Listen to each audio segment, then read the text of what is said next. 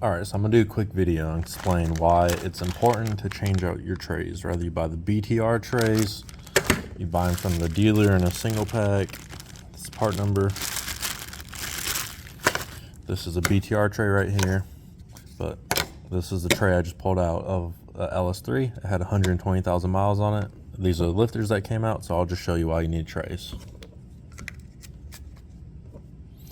The purpose of the tray is to hold your lifters, and they get brittle and worn out over time. They can break, but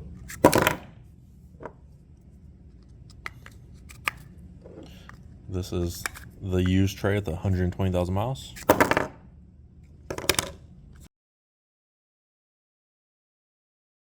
The same lifters and a new tray.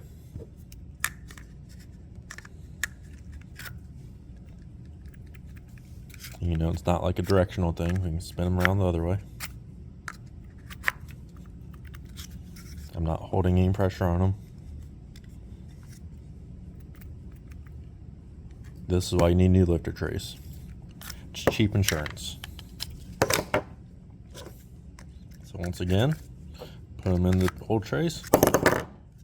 Falls right out. Spin them around. This is not directional.